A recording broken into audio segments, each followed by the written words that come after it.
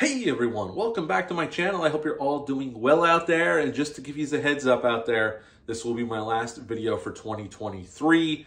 So having said that, I wish you and your families a very Merry Christmas. And when we reconvene in 2024, my first video out of the gate will be my top 10 favorite films of 2023. Now, do me a favor, hit the like, comment, and subscribe button. I'd greatly appreciate that.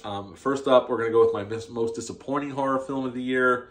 And then we're going to do some honorable mentions, and we'll get into my top 5. Now, to preface this video, I'm just going to say I have not seen all the horror films that were released this year. I know there was some on Netflix, like Totally Killer, I heard a lot of good things about. I have not seen that one yet, and other ones. So if there's something on here that I don't mention, leave a comment down below. Let me know what that is, and I will check it out coming up in the new year. But first of all, my most disappointing horror film of the year, the one I was super excited about, and it's not that it's a bad film. Let me preface it by saying that. There's a lot of good in this film, but there's also, in my eyes, a lot of bad. And my most disappointing horror film of 2023 was Scream 6. Now, I'm not saying this is a dumpster fire. I'm not saying it's an awful movie. I'm not saying it's a piece of shit. I think the beginning's really good. I think some of the killing's really good. I like the cast here. I think Ghostface is probably the most vicious he's been in a while. My main issues are the reveal of the killer. I think it's botched badly. The ending sinks this movie for me a lot. I know I said that at my review. And just the fact that there's people in this movie that get stabbed multiple times and they survive. And even though I like those characters, I hate that miraculously they survive. Now, I know Dewey survived a bunch of times as well. But, I mean, especially, I would say Chad at the end in the movie theater. He gets stabbed by both Ghostfaces probably 20 times. And he survives. There's no way on God's green earth. So it was probably my most disappointing of the year, unfortunately, because I had such high hopes considering I loved Scream 5. And the New York setting didn't do nothing for me. They don't really lean into it that much. It could have been any city, anywhere, honestly. They don't really use those surroundings at all. I mean, they didn't shoot New York City anyway. They shot up in Toronto.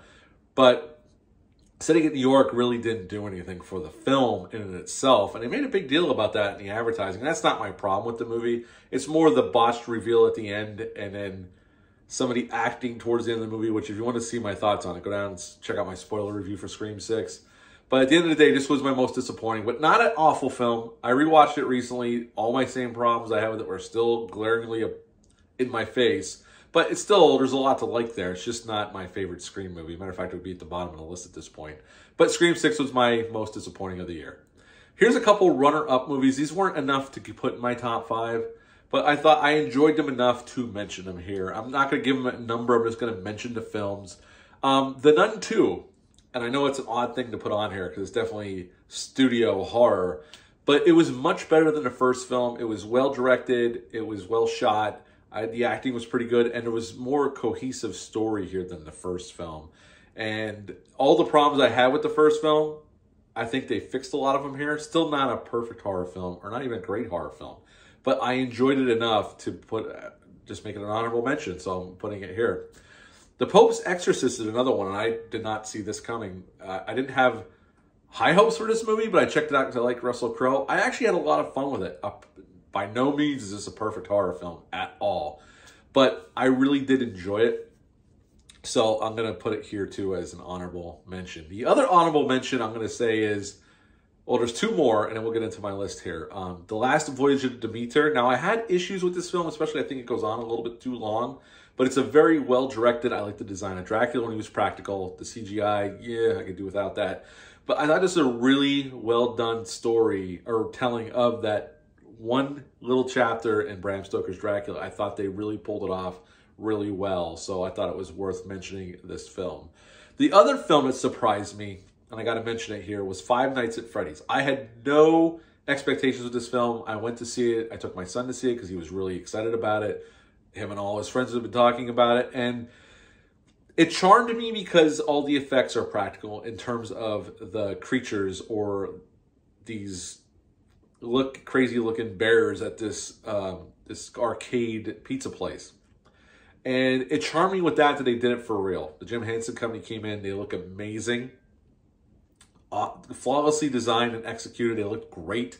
And at the end of the day, when I walked out of the theater, I was impressed with what I saw. Not that it didn't blow me away, but when they do practical like that and they pull it off so well, it charms me so much. And so happy that they're actually doing it for real that I got to give it props. So I'm going to mention it here as well. Now we're on to my top 5. Now, some of these films surprise me that I love them so much. And one you could say might not be horror, but I'm putting it here anyway. And it might reappear in my favorite movies of 2023 as well. But we'll see. I didn't do that list yet. And there's one big movie coming out Christmas that I can't wait to see, The Iron Claw. And that way I can make a determination if it's going to make my top 10 or not. So we'll see. But at number 5, and this surprised the shit out of me, Saw X, or Saw 10. I can't believe I loved this film as much as I did, because I really liked the first 3 Saw films. And then I kind of cashed out. I've seen the other ones, but besides the killing, there's not a whole lot there. It gets very convoluted. I went into this one thinking, well, it takes place between part 2 and part 3. Let's go see it. They brought John Kramer back. Let's go see if it's any good. And when I walked out of the theater, I was shocked on how much I really liked this film. And I will say as well, because I just rewatched it back at Thanksgiving on 4K, I can't believe the amounts of gore and violence they got away with in this film. And they got a rated R. I am shocked. But at number 5, I got to give it to them. They brought the Saw franchise back in a big way and a really good way in Saw X. So at number 5, Saw X. At number 4, now I wanted to see this movie because of Nicolas Cage. And he did not disappoint. But Nicholas Hoult did not disappoint as well. And I got to give it to Renfield at number 4. I really enjoyed this film. Now, I wish Dracula was in it a little bit more, but Nicolas Cage has given such a great performance, you can't help but want more of that. But Nicholas Holt's so good as well. Now, I will say the one thing I will say is the whole mafia or organized crime angle, really they didn't even need any of that. They could just concentrate on Renfield and Dracula and their relationship, and they could have stuck with that for the film. But overall, I had such a great time with this film, I have to give it at number 4. So at number 4, Renfield. At number 3, Evil Dead Rise. Boy, was this movie pretty much gives you everything you want in an Evil Dead film. And unfortunately, there's no Ash.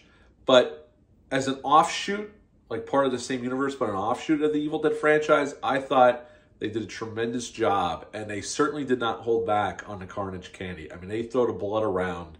It's everywhere, especially by the end of the film. There's blood and guts everywhere all over this film. So they definitely not hold back. This is a hard R Evil Dead film.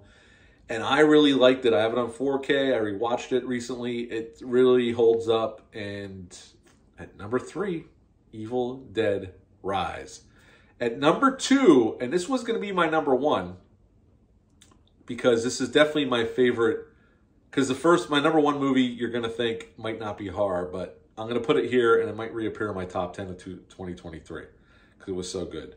At number 2, definitely my favorite slasher film of the year, and would have been number 1 until a couple weeks ago, Eli Roth's Thanksgiving. What a great, straight down the middle slasher film. It gives you everything you want from an 80s style slasher film. Old school 80s style slasher film with a modern look. But it's straight out of the 80s, baby. And I was so charmed and bowled over by this. I remember the trailer with the original Grindhouse film. I love that trailer. You can check that original trailer out on YouTube if you've never seen it. And just see some of the elements that Eli Roth took out of that trailer to put in here, but he changed a lot of it up as well. I think Eli Roth gave us a great new horror villain in John Carver. I liked some of the cast here were really good. I liked the story. I'm not going to say all the cast, you know, the characters aren't the greatest, but to give us that old school style, 80s style slasher film, Eli Roth hit it out of the park. He gave us everything I could possibly want in an 80s style slasher film just made now.